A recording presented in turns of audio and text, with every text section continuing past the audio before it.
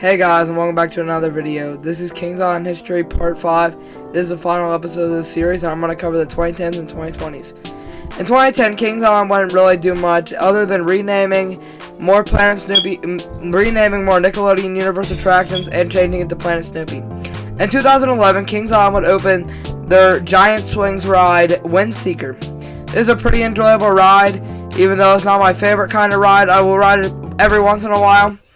And it's one of my least favorite flat rides, but it sometimes is okay. Also in 2011, Kings Island would open Dinosaurs Alive. This was one of the largest dinosaur places in the world. In 2012, Kings Island would expand their water park was renamed Soak City. This isn't a big deal, but it's kind of important for the story of Kings Island, as this is when Kings Island was really changing their name, changing everything, so they were no longer ever associated with the Paramount labels. Also in 2012, Kings Island's legendary wooden roller coaster, the tallest and fastest wooden roller coaster, Sotheby's, would be taken to the ground. This happened in 2012, and this was a sad day for park guests and Kings Island fans. In 2013, Kings Island would not do much other than open a new restaurant called Red's Hall of Fame Grill. This was a pretty simple addition, and something that the park kind of needed, as new restaurants are cool, but not really my favorite thing. In 2014, Kings Island would replace Son of Beast with Banshee. This is the world's longest inverted roller coaster.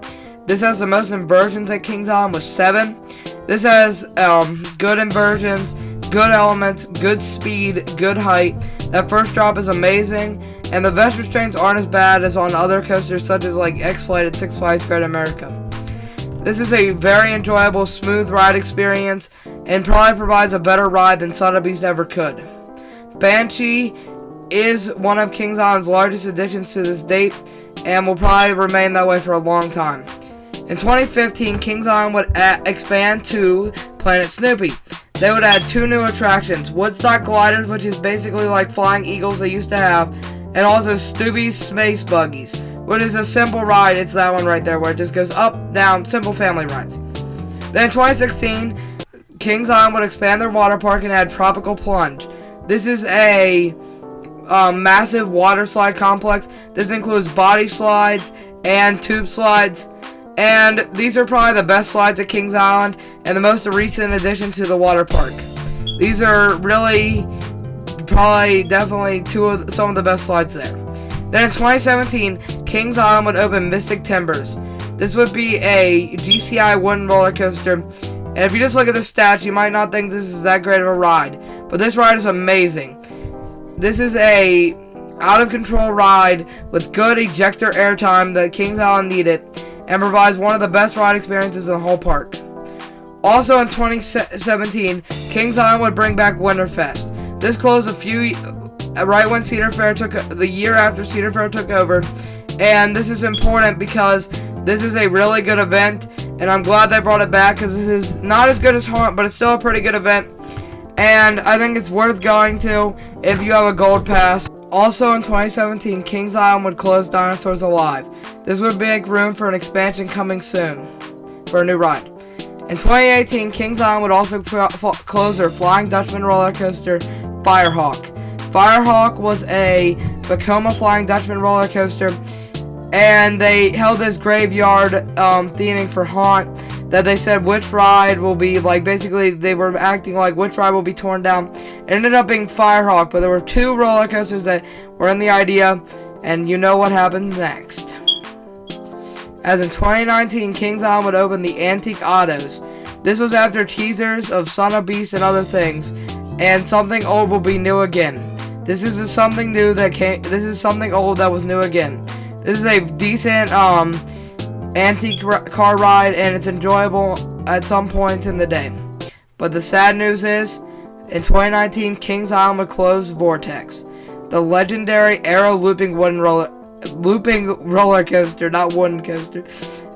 Vortex was a rough arrow looping roller coaster that reached the end of its service life according to Kings Island, and still has not been replaced to this day.